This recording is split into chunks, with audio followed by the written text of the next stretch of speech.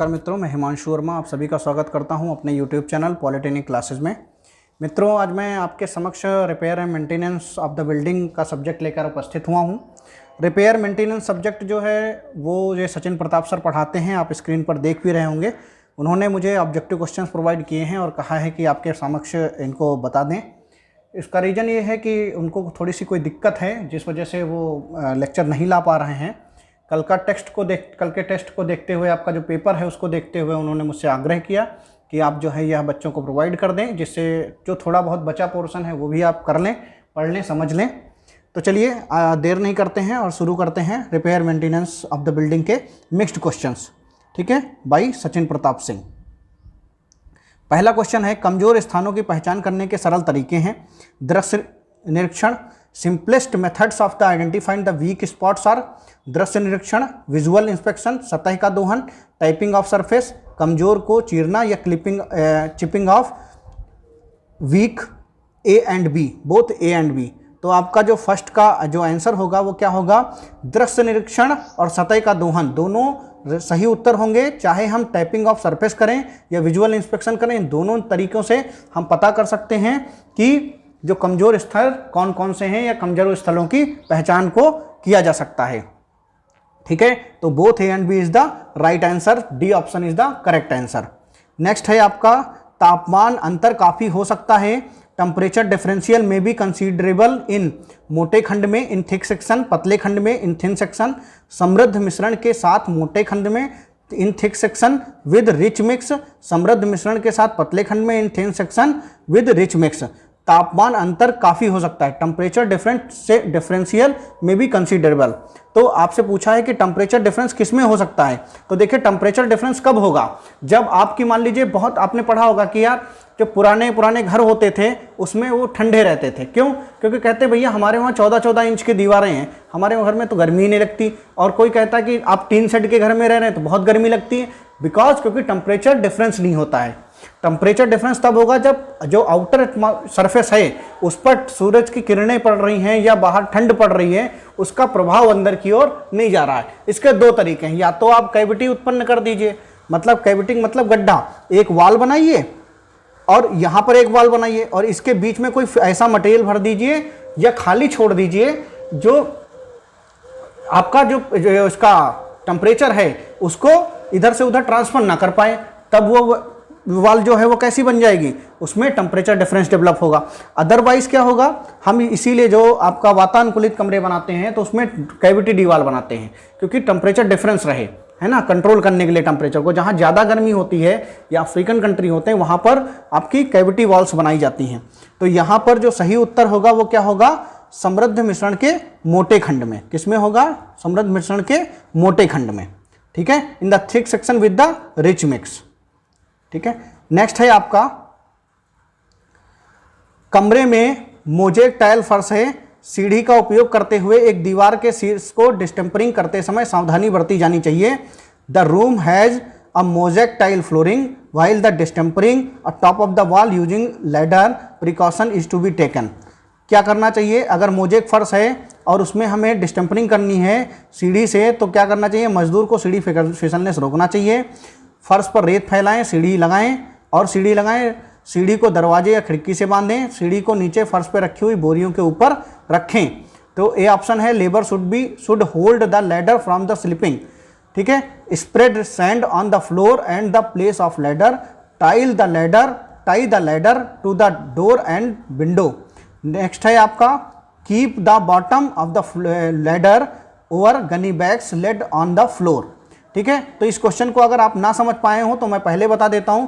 ये कह रहा है, मान लो आपका मोजेक का फर्श है, आप मोजेक नहीं, आप मार्बल सोचिए। अगर मोजेक नहीं सोच पा रहे हैं तो आप सोचिए कि संगमरमर का फर्श है, आपका टाइल्स लगी हुई हैं और ऐसी फर्श पर हमें किसी को कोई पुताई कर रहा है, अब उसके लिए सीढ़ी लगानी है। तो सीढ़ी के लिए क्या सुरक्षा प्रदान करोगे, तो वो फिसले नहीं सीढ़ी। तो उसके लिए सुरक्षा क्या रहेगी, जो सीढ़ी है उसको क्या करेंगे, बॉटम के जो सीढ़ी है उसको गनी बैग्स के ऊपर रखेंगे। गनी बैग्स के ऊपर रखेंगे तो सीढ़ी फिसलेगी भी नहीं। और अगर मान लीजिए आप कह रहे हैं कि आप उसको पकड़ के बांध दीजिए तो क्या होगा, वो नहीं बन पाएगा, मान लीजिए लोड के कारण वो ब्रेक हो सकता है। तो इसलिए D option is the right answer. Next है आपका क्वेश्चन, लकड़ी पर नमी और तापमान के कारण है, moisture and temperature on the timber causes, आयाम बदलते हैं, आकार परिवर्तन होता है, मोल्ड वृद्धि होती है, ऊपर के सभी, तो dimension changes, shape changes, mould growth, all of the above. तो इसमें जो आपका सही उत्तर होगा, लकड़ी पर नमी और तापमान के कारण भैया आयाम भी बदलते हैं, आकार भी परिवर्तन होता है और मोल्ड ग्रोथ भी होती है, तो इसलिए D option is the right answer. Next question है आपका 5 क्वेश्चन, कवक सूक्ष्म पादप जीव हैं, वे निम्नलिखित परिस्थितियों में लकड़ी पर हमला करते हैं। तो fungi are the minute microscopic plant organism, they attack the timber in the following condition. तो ए ऑप्शन है, लकड़ी की नमी की मात्रा 20% से ऊपर है, the moisture content in timber is above 20%, कवक के विकास के लिए हवा और गर्मी की उपस्थिति होती है, there is the presence of air warmth for the growth of fungi, लकड़ी को लगातार पानी में भिगोया जाता है, the timber is continuously soaked in the water, both A and B. तो इसमें जो सही उत्तर होगा वो क्या होगा, both A and B is the right answer. मतलब चाहे लकड़ी नमी 20% से ऊपर हो तब भी आपका कवक हमला करेगा, और कवक के विकास के लिए हवा गर्मी की उपस्थिति होती है। ठीक है, हवा गर्मी जब दोनों आएंगी तो कवक का हमला होगा। लकड़ी का क्षय कुछ कीड़ों के कारण हो सकता है, डिके ऑफ टिम्बर में be caused by the certain insects. तो इसमें होगा बिटल्स, समुद्री बेधक, सफेद चींटियां, या ऊपर के सभी। ठीक है, तो इसमें आपका चाहे वो बीटल्स हो या आपका मैरीन बोरर्स हो या आपका व्हाइट एंड्स हो, ये सभी जो हैं वो डिके ऑफ टिम्बर का कारण हो सकते हैं, डिके ऑफ टिम्बर के कारण हो सकते हैं। नेक्स्ट क्वेश्चन है, दीमक लकड़ी में लगते हैं या बनाते हैं, दीमक लकड़ी में बनाते हैं, टर्माइट्स मेक अ टिम्बर दरार, pores, moist, wet and dry rot. तो दीमक लकड़ी में क्या बनाते हैं, चाहे वो क्रैक्स बनाते हैं या पोर्स बनाते हैं, झरझरा बनाते हैं या गीला बनाते हैं, गीला और सूखा सड़ान बनाते हैं।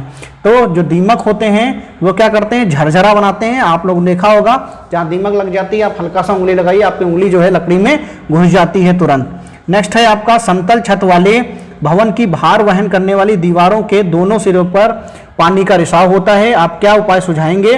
There is a seepage of water both side of the load bearing wall, load bearing of building with flat roof, what remedy will you suggest. दीवार पर लगे प्लास्टर को हटा दें और अच्छे मिश्रण से दोबारा प्लास्टर करें। तो कौन से रेमेडी सजेस्ट करोगे। अगर जो है समतल छत वाला जो भवन है उस पर भार वहन करने वाली दीवार के दोनों ओर पानी का रिसाव हो रहा है, मतलब जो कोई दीवार है उससे पानी का रिसाव हो रहा है, तो आप क्या सजेस्ट करोगे, ये पूछा है। तो दीवार पे लगे अगर प्लास्टर को हटा दो और अच्छे से दोबारा प्लास्टर कर दो, क्या ये करोगे। Remove the plaster on the wall and the replaster with the richer mix.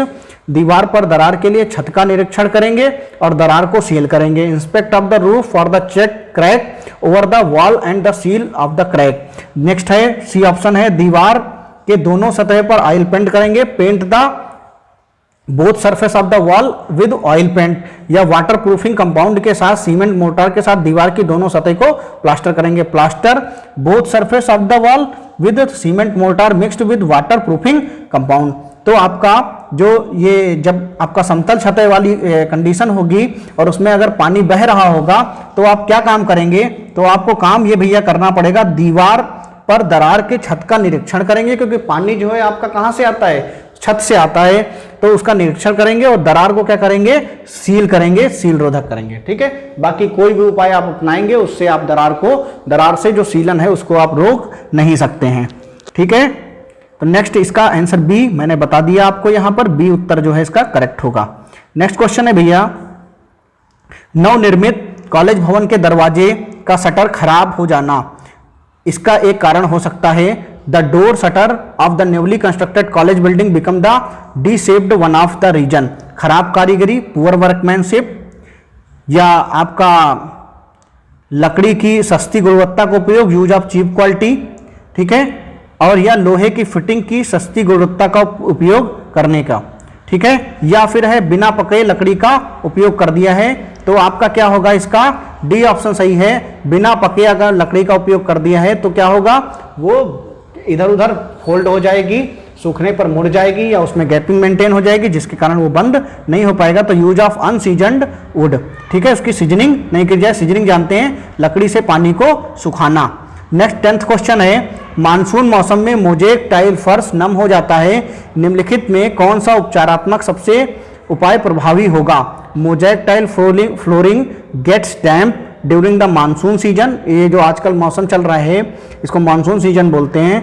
Which one of the following remedial measure will be most effective, अगर भैया टाइल्स में आपके सीलन आ रही है या आपको डैम्प हो रहा है, गीला हो रहा है, तो आप उसमें कौन सा उपाय बनाएंगे? मोजेक टाइल को बदल देंगे और फर्श फिर से करेंगे। तो बहुत कठिन काम है भैया, पैसा होना चाहिए इसके लिए। तो change the mosaic tiles and do the flooring again.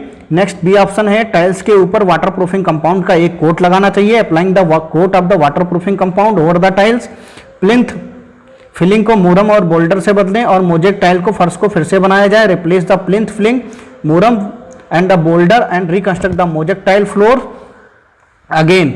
Mosaic tiles फर्श पर फिर से सीमेंट की 4 सेंटीमीटर मोटी परत लगवा दें। Put the layer of 4 centimetre thick of the cement concrete over the mosaic flooring again. तो भैया ना तो हम 4 की वो सेंटीमीटर की फर्श लगा सकते, ना हम जो है प्लिंथ को बोल्डर और टाइल को फिर से बनवा सकते। हम क्या कर सकते हैं वो मैं आपको बताता हूं। हम भैया ये कर सकते हैं कि टाइल्स के ऊपर वाटर प्रूफिंग कंपाउंड का एक कोट जो है वो लगा सकते हैं और बाद में वो वाटर प्रूफिंग कंपाउंड का कोट जो है हटता चला जाएगा, तो आपको इतनी दिक्कत नहीं आएगी। ना तो हम भैया फर्श बदलने का हमारे पास ये बहुत कॉस्टली होता है, इसमें हम चेंज नहीं कर सकते, बहुत पैसा उसमें हम नहीं लगा सकते। ठीक है, तो हमें सिविल इंजीनियरिंग में ये भी देखना होता है कि आपका जो भी काम आप कर रहे हो वो इकोनॉमिक भी होना चाहिए।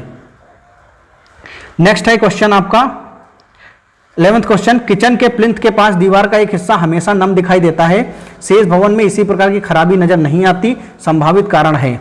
ठीक है, तो the portion will be near the kitchen plinth is seen always damp, this type of defect is not notice in the rest of the building, the probable reason. तो निर्माण में घटिया सामग्री का प्रयोग किया है, use of the bad material of construction, या खराब कारीगरी, या वायुमंडलीय एजेंसियों का प्रभाव, इफेक्ट ऑफ एटमॉस्फेरिक एजेंसीज, या अनुचित जल निकासी। तो आपका इसमें जो सही उत्तर होगा 11th क्वेश्चन में वो क्या होगा भैया? किचन का काम है। यहाँ देखिए आपका क्वेश्चन है किचन प्लिंथ, तो किचन प्लिंथ में तभी हो सकता है जब आपने क्या किया हो, इम्प्रॉपर ड्रेनेज या अनुचित जल निकासी। आपने पानी कहीं से किचन से नहीं निकाला, और आप किचन है, बाथरूम है, इन सब में पानी की निकासी का बहुत बड़ा महत्व है या बहुत बड़ा इंपॉर्टेंस होता है। इससे पूरे घर में भी सीलन फैलने लगती है। लेकिन अगर पर्टिकुलर वहीं पर है तो इसका मतलब है फिर तो ये बिल्कुल राइट है कि आपने जो है पानी वहां से निकालने का, जल निकासी का प्रबंध अच्छा नहीं किया है। नेक्स्ट क्वेश्चन है, आरसीसी स्लैब को लीक प्रूफ बनाने के लिए निम्नलिखित में से कौन सा सबसे अच्छा तरीका है? Which one of the following method is the best method to make the RCC slab leak proof? Cement mortar के साथ छत को प्लास्टर करें, plaster the roof with cement mortar, उचित ढलानों के साथ आरसी छत पर चूने को कोबा परत लगाएं, lime koba layer over the RCC proof with proper slopes. Next option है आपका आरसी छत पर छिड़का जाने वाला साबुन का घोल, soap solution to be sprinkled over the RC roof, पूरी छत की सतह पर कोलतार पेंट करें, या bitumen paint on the whole roof surface. तो आप कौन सा काम कर सकते हैं आरसीसी स्लैब को लीक प्रूफ बनाने के लिए? तो आरसीसी स्लैब को लीक प्रूफ बनाने के लिए हम क्या करेंगे? बी ऑप्शन, उचित ढलानों के साथ आरसीसी छत पर चूने की कोबा परत डालेंगे। ठीक है, नेक्स्ट क्वेश्चन है भैया 13th क्वेश्चन, स्टील को जंग से बचाने के लिए निम्नलिखित में से किसका उपयोग किया जाता है? Which of the following is used to protect the steel from the rusting? Zinc oxide, white lead, molten lead, या लाल ऑक्साइड रेड लेड? तो zinc oxide, white lead, molten lead, या रेड लेड? तो आपको जो जंग से बचाने के लिए, रस्टिंग के लिए स्टील को कौन सा प्रयोग किया जाता है, यह आपका क्वेश्चन है। तो आप किसका करेंगे? रेड लेड का उपयोग करेंगे। किसको करेंगे? रेड लेड का उपयोग करेंगे। जिंक ऑक्साइड का उपयोग, लाल लेड का उपयोग करेंगे, जिंक ऑक्साइड का उपयोग नहीं करेंगे। आरसीसी कार्य में दरार की मरम्मत के लिए उपयुक्त सीमेंट है, आरसीसी कार्य में दरार की मरम्मत के लिए उपयुक्त सीमेंट है Portland cement, expensive cement, quick setting cement, या कम ऊष्मा सीमेंट। तो सीधी सी बात है, जब हम दरार की मरम्मत कर रहे हैं तो हमें तत्काल उसको सही होना मांगता है कि वो जैसे हम उसमें सीमेंट लगाएं वो तुरंत जो है हमारा सीमेंट जो है वो जम जाए, सही हो जाए, सुदृढ़ हो जाए, फास्ट वर्क कर ले। तो इसलिए हम उसमें उसके ऐसे सीमेंट का यूज करेंगे जो तुरंत सेट हो जाए। तो quick setting cement is the right answer. ठीक है, नेक्स्ट क्वेश्चन है आपका, बरामदे की स्लैब की उजागर सतह पर कोई दरार दिखाई नहीं दे रही है, लेकिन बारिश के दौरान पर्याप्त रूप से लीक हो जाता है। संभावित कारण है no cracks on the visible on the expose surface of the veranda slab but leak sufficiently during the rain the possible reasons. मान लो भैया आपका बरामदा है, उसमें वैसे तो लीक नहीं दिखाई दे रही है आपको, लेकिन जब बारिश हो रही है तब आपका लीक आ जा रही है, या उसमें जो है सीलन आ जा रही है, या आपका पानी की दरारें, पानी की लकीरें दिखाई दे रही हैं, वो पूछा है। और किसमें? आपका ड्यूरिंग रेनी सीजन में। तो इसका क्या कारण होता है? स्लैब की मोटाई कम है, या पोरोसिटी स्लैब मटेरियल है, या अंडर रेनफोर्स्ड ऑफ स्लैब है, या स्लैब की मोटाई अत्यधिक है। तो इसका क्या रीजन होगा? इसका रीजन आपका होगा कि जो स्लैब की जो सामग्री है उसकी पोरोसिटी बहुत ज़्यादा है। किसकी? स्लैब की सामग्री की क्या है? पोरोसिटी बहुत ज़्यादा है। ठीक है, अगर पोरोसिटी ज़्यादा है तभी तो, जब सूखा होता है तो कोई दिक्कत नहीं है, लेकिन जब जैसे ही पानी बरसता है तो आपकी सीलन आने लगती है। ठीक है, तो मटेरियल की पोरोसिटी बहुत ज़्यादा, इसीलिए कहते हैं कि एग्रीगेट की पोरोसिटी बिल्डिंग में और रोड में तो कम होनी ही चाहिए। लाइम कोबा का उपयोग किया जाता है। Lime koba is used RCC slab के माध्यम को रिसाव रोकें। ठीक है, आरसीसी माध्यम के लीकेज द आरसीसी स्लैब में संरचनात्मक ताकत जोड़ें, at the structural strength to the slab. Lime कोबा से क्या स्लैब में स्ट्रक्चरल स्ट्रेंथ प्रोवाइड करते हैं, या स्लैब आरसीसी स्लैब में लीकेज को रोकते हैं। लाइम कोबा से या स्लैब को प्रॉपर ड्रेनेज प्रोवाइड करते हैं, या फिर इंसुलेशन अगेंस्ट हीट प्रोवाइड करते हैं, या गर्मी के मौसम में जो है इंसुलेशन प्रदान करते हैं। तो लाइम कोबा का उपयोग जो हम करते हैं वो किस में करते हैं? वो हम करते हैं स्लैब की जो है वो आपका रिसाव को रोकने में, स्लैब के रिसाव को रोकने में प्रयोग करते हैं। Prevent the leakage through a RCC slab. Next question है भैया आपका, फूलना बुरा प्रभाव है। Efflorescence is the ill effect of dampness, growth of vegetation, action in the weathering agents, अपक्षय एजेंटों की कार्रवाई, चिनाई पर मोटार की रासायनिक क्रिया, chemical action of the motor masonry. तो इसका जो सही उत्तर होगा वो क्या होगा? डैम्पनेस। सही उत्तर क्या होगा? Dampness is the right answer. Next question है आपका, ईंट की चिनाई संरचना में निरीक्षण के दौरान निम्नलिखित दोष नोटिस किए कर रहे हैं, उनमें से किसे तत्काल रखरखाव मरम्मत की आवश्यकता है? In brick masonry structure the following defects are notice during inspection, which of them require immediate maintenance repair? दीवार की नमी, डैम्पनेस ऑफ वाल, वनस्पति की वृद्धि, growth of vegetation. B C option है structural failure of settlement, D option है falling of plaster. तो आपका जो क्वेश्चन पूछा गया है कि ईंट की संरचना का अगर हम निरीक्षण कर रहे हैं और नोटिस कर रहे हैं उसके दोष को, तो तत्काल प्रभाव से किसे मरम्मत की आवश्यकता है? तो दीवार की नमी की, या वनस्पति की वृद्धि की, या निपटान संरचना की विफलता की, या प्लास्टर गिरने की। ठीक है, तो इसमें जो है हमें क्या करना है, जो संरचना की विफलता है इसको तत्काल दिखाना है, क्योंकि विफलता होने से स्ट्रक्चर पूरा गिर जाएगा। तो सबसे पहले हम उसको विफलता को रोकेंगे। ठीक है, तो स्ट्रक्चर को जो गिरने से हम बचाएंगे, उसकी विफलता को रोकेंगे। नेक्स्ट क्वेश्चन है, एक इमारत की भीतरी दीवार पे दरारें आ गई हैं, अपनाया गया उपचारात्मक उपाय होगा? Interior wall of the building have developed cracks, remedial measure adopt will be Portland cement mortar द्वारा दरार भरें, fill crack by the Portland cement mortar, bitumen के साथ दरार भरें, फिल क्रैक विद बिटुमिन। दरार भरने के लिए विस्तृत सीमेंट मोर्टार का प्रयोग करें, use expensive cement mortar for filling cracks. दरार भरने के लिए वाटर प्रूफिंग कंपाउंड का प्रयोग करें, use water proofing compound to fill crack. तो इसमें आपका जो सही उत्तर होगा वो आपका क्या होगा?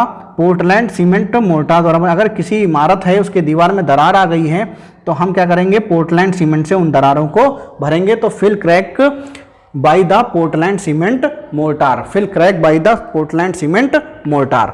ठीक है, तो यहाँ तक किसी बच्चे को कोई परेशानी नहीं होनी चाहिए। नेक्स्ट क्वेश्चन है, निम्नलिखित में से कौन सा निवारक रखरखाव है? निम्नलिखित में से कौन सा निवारक रखरखाव है? Which of the following is preventive maintenance? चिनाई में दरार भरना, फिलअप क्रैक इन मेसोनरी, सड़क पर गड्ढों की मरम्मत, repair of pot holes on the roads, painting on the door and window, दरवाजे और खिड़की पर पेंटिंग, फर्श का नवीनीकरण, रिन्यूअल ऑफ द फ्लोरिंग। तो इसका जो सही उत्तर होगा, जब हमारा निवारक प्रिवेंटिव मेजर्स की बात है तो प्रिवेंटिव मेजर्स ये सब प्राइमरी हैं, दरार भरना, गड्ढों की मरम्मत करना, नवीनीकरण करना, ये सब जरूरी हैं, नेसेसरी हैं। लेकिन सुरक्षात्मक दृष्टिकोण से अगर आप देखा जाए तो painting on the door and window.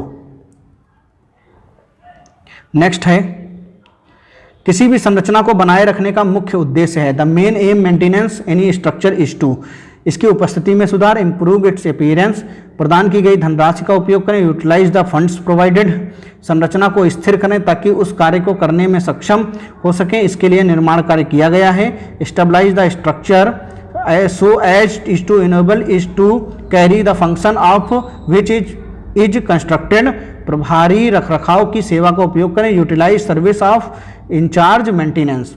तो ये पूछा गया है, किसी संरचना का बनाए रखने का जो मुख्य उद्देश्य होता है वह होता है संरचना को स्थिर करें या स्टेबल करें, ठीक है, ताकि वह कार्य उस कार्य को करने में सक्षम हो जिसके लिए इसका निर्माण किया गया है। कहने का मतलब है, जब हम बात करते हैं कि कोई मेंटेनेंस की बात करते हैं, ठीक है, मेंटेनेंस की मतलब संरचना को बनाए रखने की बात करते हैं। जैसे आपकी संस्था है जहाँ आप पढ़ रहे हैं, पॉलिटेक्निक जिस इंस्टीट्यूट में आप पढ़ रहे हैं, उसका मेंटेनेंस करने का मतलब क्या है कि ये लगातार जो है इसमें पढ़ाई का कार्य करते रहें, पढ़ाई का कार्य लगातार चलता रहे।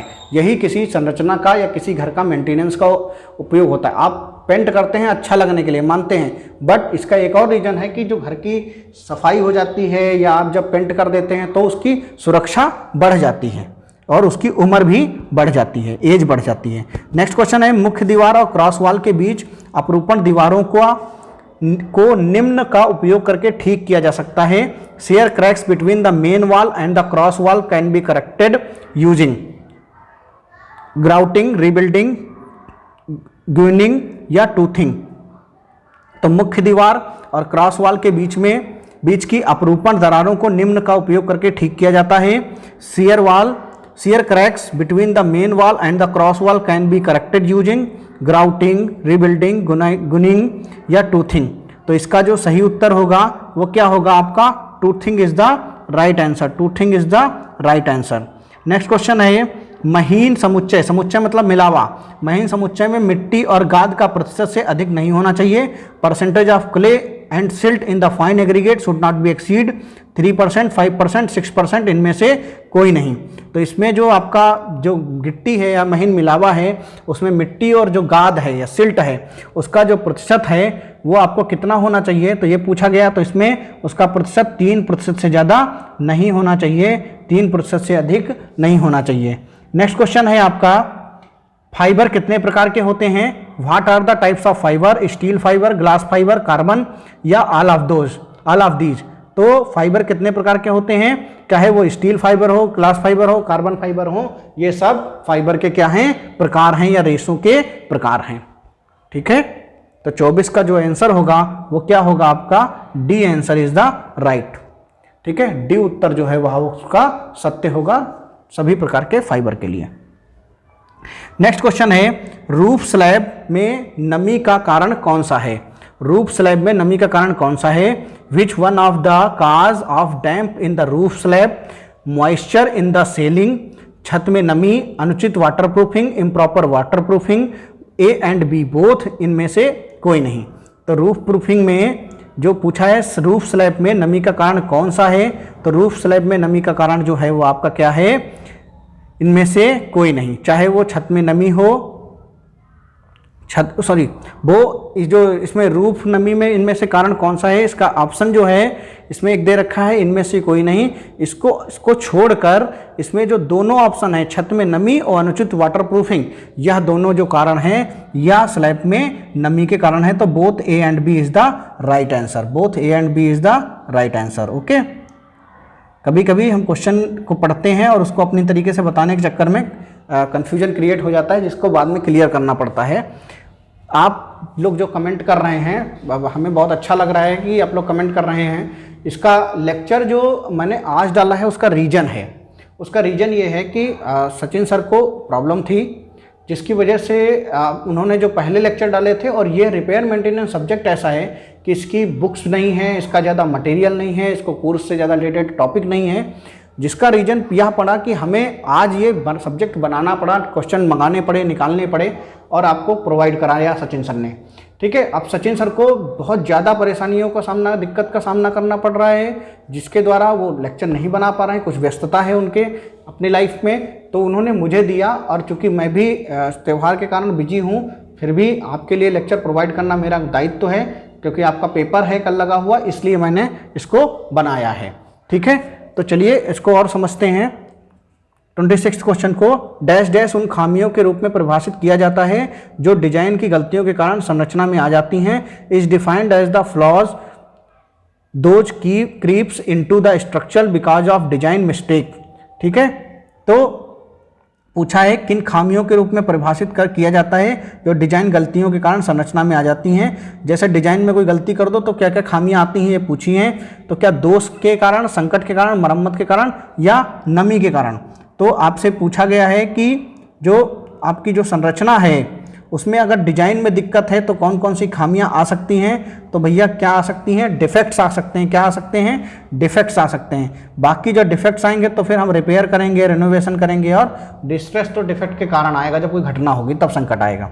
ओके, नेक्स्ट है डैश डैश एक संरचना को सामग्री, रूप और स्वरूप को फिर से स्थापित करने की प्रक्रिया के रूप में परिभाषित किया गया है। Is defined as the process of reestablishing the materials from the appearance of structure. तो ऑप्शन ए है इसका, संकट, नवीनीकरण, मरम्मत और दोष। ऑप्शन ए है आपका संकट या डिस्ट्रेस, नवीनीकरण रिनोवेशन, डिस्ट्रेशन मरम्मत और डी ऑप्शन दोष। तो क्वेश्चन पूछा गया जैसे कोई संरचना है, is defined the process restabilizing the materials from appearance of the structure, मतलब हमने उसको रीस्टेबलाइज किया। तो रीस्टेबलाइज किस में करेंगे, रीस्टेबलाइज भैया करेंगे मरम्मत में या रीस्टोरेशन में। क्या करेंगे, रीस्टोरेशन में। क्या करेंगे, मरम्मत करेंगे। जैसे कोई संरचना है, कोई संरचना हमारी गड़बड़ हो गई, उसको हम फिर से रिस्टोर कर रहे हैं, उसको फिर से हम सही कर रहे हैं, तो वो किस में आएगा, मरम्मत में आएगा। किस में आएगा, मरम्मत में आएगा। ओके, नेक्स्ट है विफलता को रोकने और प्रारंभिक दोषों का पता लगाने के लिए किस प्रकार के रखरखाव का उपयोग किया जाता है। Which kind of maintenance is used to preserve by the preventing the failure and detecting the anticipant faults. ठीक है, क्वेश्चन पूछा गया है कि जैसे किसी बिल्डिंग में कोई दोष हो जाता है, प्रारंभिक दोष होता है, उनका पता लगाने के लिए और जो लॉस हो रहा है, विफलता हो रही है, स्ट्रक्चर फेलियर हो रहा है, उसको हम रोकने के लिए कैसे हम पता लगाएंगे। तो इसको किसमें श्रेणी में रखेंगे, क्या वो प्रिवेंटिव मेंटेनेंस के अंतर्गत आएगा या निवारक मेंटेनेंस के अंतर्गत आएगा या इमरजेंसी मेंटेनेंस के अंतर्गत आएगा या स्पेशल मेंटेनेंस के अंतर्गत आएगा। तो आपका किस मेंटेनेंस के अंतर्गत आएगा, यह क्वेश्चन आपसे पूछा गया है। तो इसको हम किसके मेंटेनेंस के अंतर्गत लाएंगे, इसको हम लाएंगे निवारक मेंटेनेंस के अंतर्गत या प्रिवेंटिव मेंटेनेंस के अंतर्गत। ठीक है, नेक्स्ट क्वेश्चन है कौन सा आईएस कोड दीमक प्रूफिंग के बारे में विवरण देता है। Which IS code gives the details about the termite proofing. IS 6835, IS 6313, IS 5886, IS 5668। तो इसमें आपका क्वेश्चन है कि कौन सा आपका देता है आपको जानकारी, आईएस कोड जो है वो दीमक प्रूफिंग के बारे में। तो दीमक प्रूफिंग के बारे में जो जानकारी देता है वो आपका है 6313 is the right answer. Next question है आपका दीमक रोधी प्रूफिंग में रासायनिक हेप्टोक्लोर का भार के अनुसार सांद्रण होता है। The chemical heptachlor in anti termite proofing has concentration by weight of 0.5%, 0.1%, 0.3%, 0.2%। ठीक है, तो आपसे पूछा गया है क्या होगा आपको तो बताना है। दीमक प्रूफिंग में रासायनिक हेप्टोक्लोर का भार के अनुसार सांद्रण होता है। The chemical heptachlor in the anti-termite proofing has concentration by weight of 0.5%, 0.1%, 0.3%, 0.2%। तो इसका जो सही उत्तर होगा वो क्या होगा, 0.5%। तो दीमक प्रूफिंग में रासायनिक हेप्टोक्लोर की परसेंटेज लगाएंगे, जो कंसंट्रेशन होगा वेट का वो कितना होगा, 0.5%। नेक्स्ट क्वेश्चन है आपका प्लिंथ स्तर पर डीपीसी के लिए कंक्रीट किस ग्रेड का उपयोग किया जाता है। The DPC at the plinth level which grade of concrete is used, M10, M20, M25, M15। तो प्लिंथ स्तर पर, प्लिंथ लेवल पर जो डीपीसी का प्रयोग है वो किस स्तर पर किया जाता है, कौन सी ग्रेड की जो कंक्रीट है यूज करते हैं। ग्रेड का मतलब यहाँ पर M का मतलब है मिक्स, तो M10 grade, M20 grade, M25 grade, M15 grade. आप लोग आंसर दीजिए जल्दी जल्दी। जल्दी से आंसर दीजिए आप सभी लोग। ठीक है, तो हाँ कुछ लोग बिल्कुल सही सही दे रहे हैं, वेरी गुड गुड। तो इसका डी ऑप्शन सही है, जैसा आप लोग आंसर में बता रहे हैं, M15 is the right answer. ठीक है, नेक्स्ट क्वेश्चन है आपका, मई के महीने में टाइल वाली छत का टाइल बदलना उदाहरण है। मई के महीने में टाइल वाली छत का टाइल बदलना उदाहरण है। The tile turning out tile roof is monthly of may be example of विशेष मरम्मत, प्री मानसून मरम्मत, उपचारात्मक मरम्मत या मानसून के बाद की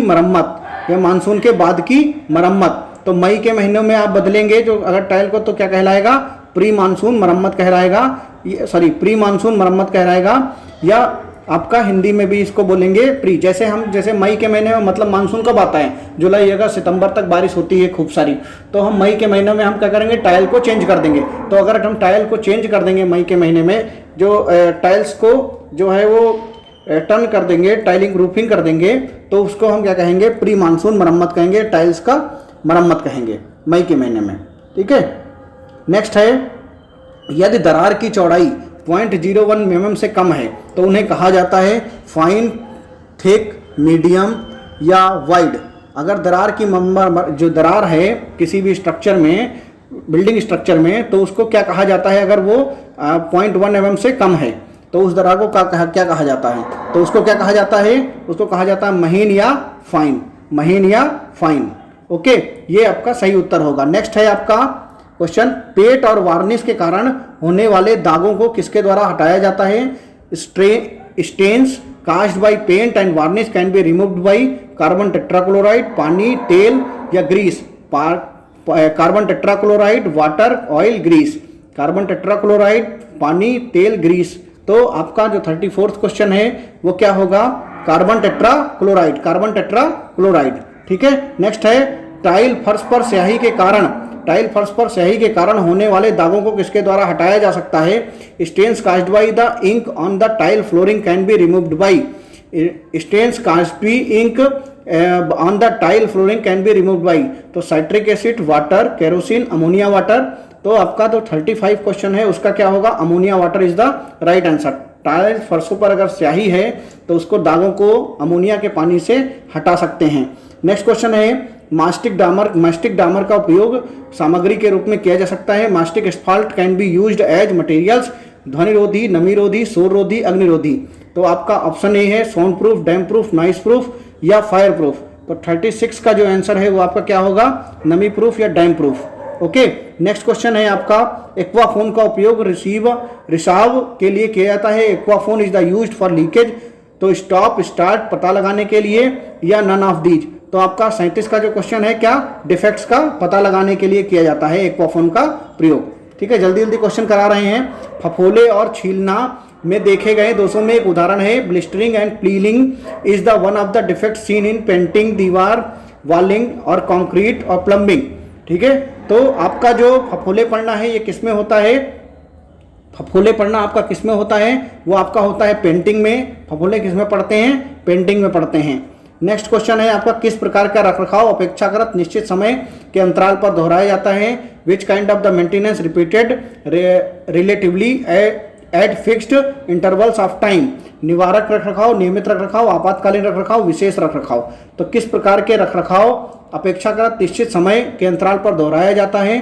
तो आपका है निवारक रखरखाव, नियमित रखरखाव, आपातकालीन रखरखाव या विशेष रखरखाव। तो आपका सही आंसर होगा नियमित रखरखाव या रूटीन मेंटेनेंस। नेक्स्ट है आपका, कंक्रीट संरचना में क्रीप बढ़ता है आर्द्रता में वृद्धि के साथ, पानी में वृद्धि के साथ, तापमान में वृद्धि के साथ, आर्द्रता में कमी के साथ। तो जो कंक्रीट में क्रीप बढ़ता है वो किसके कारण बढ़ता है, वो आपका है आर्द्रता में कमी के कारण। आर्द्रता में कमी के कारण कंक्रीट में क्रीप बढ़ता है। 41 क्वेश्चन है, कौन सा प्रयोग आधारित निरीक्षण के अंतर्गत नहीं आता है। Which one is not come under the use based inspection. तो design of structure, purpose of structure, appropriate use या डिजाइन ऑफ रिक लेवल। तो आपका जो 41 क्वेश्चन है उसका सही आंसर होगा डिजाइन रिक लेवल। कौन सा परीक्षण एक विशेष प्रकार की स्टील रॉड को बाहर निकालने के लिए आवश्यक बल को मापता है जिसका बढ़ा हुआ सिरा कंक्रीट में जुड़ा हुआ है। Which test measure the force required to pull out a specifically shaped steel rod whose in rod end has been embedded concrete. Pulse test, pull out test, pull off test या इनमें से कोई नहीं। तो इसका जो सही उत्तर होगा वो क्या होगा? Pull out test. Pull out test is the right answer. Chloride की उच्च मात्रा को जन्म दे सकती है, जंग लगने में, जंग में, दोनों में, इनमें से कोई नहीं। तो इसमें किस में दे सकती है? तो इसका बी ऑप्शन होगा कोरोजन में। बी ऑप्शन क्या होगा? कोरोजन में। किस प्रकार का परीक्षण विस्तृत क्षेत्र में सुदृढ़ीकरण क्षरण का आकलन करने के लिए अपेक्षाकृत त्वरित तरीका प्रदान करता है? Which type of test provide the relative quickly way assess reinforcement corrosion over a wide area? Half cell potentiometer test, carbonation परीक्षण, पुल ऑफ टेस्ट, इनमें से कोई नहीं। तो 44 का जो सही उत्तर होगा वो क्या होगा? Half cell potentiometer. Half cell potentiometer is the right answer. जंगरोधी धातुओं की विशेषताएं क्या हैं? What are the characteristics of the anti corrosion metals? नमी का प्रवेश का प्रतिरोध, resistance to entry of the moisture, under cutting the प्रतिरोध, रेजिस्टेंस टू अंडर कटिंग, लगाने में आसानी, इजी टू अप्लाई, इन सब, ऑल ऑफ दीज। तो आपका इसमें सही उत्तर होगा 45 का, वो आपका सही उत्तर होगा all of these. Okay, next है आपका नई और पुरानी छतों के साथ किस प्रकार की प्रणाली का उपयोग किया जा सकता है?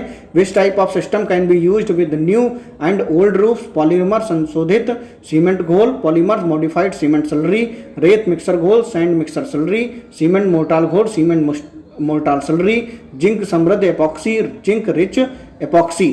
तो आपका इसका जो सही उत्तर होगा वो क्या होगा? 46 का ए होगा पॉलीमर संशोधित सीमेंट घोल। पॉलीमर संशोधित सीमेंट घोल जो है वो नई और पुरानी छतों को जो है के साथ प्रणाली में काम में आता है, या इस प्रणाली से हम कर सकते हैं पॉलीमर मॉडिफाइड सीमेंट से। नेक्स्ट है एग्रीगेट, मिलावे में रिक्तियों को कम करने के लिए किस प्रकार के कंक्रीट का प्रयोग किया जाता है? Which type of concrete used to reduce the voids in aggregates? तो आपका polymer concrete, epoxy concrete, sulphur concrete, none of these. तो आपका 47 का जो सही उत्तर होगा वो क्या होगा? Polymer concrete. पॉलीमर कंक्रीट क्या करता है? समुच्चय में रिक्तियों की जो मात्रा है उसको कम कर देता है। नेक्स्ट है सीलेंट का कार्य क्या है? What are the function of sealants? Freeze को विरोध करता है, रेजिस्टेंस फ्रीज ध्वनि को इंसुलेशन प्रदान करता है, प्रोवाइड द साउंड इंसुलेशन, विभिन्न तत्वों की गति को समायोजित करता है, accommodate moment of variation emit, all of these, इनमें से सभी। ठीक है, तो इसका डी ऑप्शन जो है वो करेक्ट होगा। नेक्स्ट क्वेश्चन है रेंगना सीमा किन कारकों पर निर्भर नहीं करती है? On which factor creep extent does not depends? Temperature of concrete, water cement ratio, component size and shape, none of these. तो इसका जो सही उत्तर होगा वो क्या होगा? कंक्रीट का तापमान, टेम्परेचर ऑफ कंक्रीट। ठीक है, नेक्स्ट क्वेश्चन है अच्छे परिणामों के लिए मोर्टार में किस तरह के सीमेंट का इस्तेमाल करना चाहिए? What kind of cement should be used in mortar for the good results? Hydraulic cement, super sulphate cement, A and B दोनों, इनमें से कोई नहीं। तो इसका जो सही उत्तर होगा वो होगा super sulphate cement. Super sulphate cement अच्छे परिणाम के मोर्टार के लिए इस्तेमाल करना चाहिए। तो यहाँ पर मैंने जल्दी आपको 50 क्वेश्चन करा दिए हैं रिपेयर मेंटेनेंस के। ये सभी क्वेश्चन इंपॉर्टेंट हैं। हाँ, एक बात मैं लेक्चर में बता दूँ, हो सकता है आपको साउंड की प्रॉब्लम हो, मैं बाहर बैठ के वीडियो बना रहा हूँ क्योंकि आज मौसम बहुत अच्छा है, छत पर बैठ के वीडियो बना रहा हूँ, तो आसपास में हो सकता है कि आपको बफेलोस की आवाज़ आ रही हो, गाड़ियों की आवाज़ आ रही हो। ठीक है, तो उससे आप डिस्ट्रैक्ट नहीं होइए। हमारा काम है कि क्वेश्चंस को हमें समझना है, पढ़ना है, उसको ध्यान में रखते हुए आप इन क्वेश्चंस को तैयार कीजिए। और एग्ज़ाम के पॉइंट ऑफ व्यू से बहुत अच्छे क्वेश्चन हैं, यही इसी प्रकार के क्वेश्चन एग्जाम में पूछे जाएंगे। आप जो हमारे लेक्चर को अपने मित्रों के साथ या जो भी जहाँ तक आप पहुँच रहे हैं, आपके व्हाट्सएप पर, आपके फेसबुक पर, आपके टेलीग्राम पर जितने भी दोस्त हैं, सबको ये लेक्चर ज़रूर पहुँचाइए, जिससे ये सब लोग इसको देख सकें।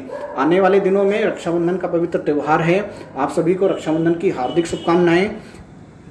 भाई बहन का रिश्ता जो है बहुत ही पवित्र होता है और इससे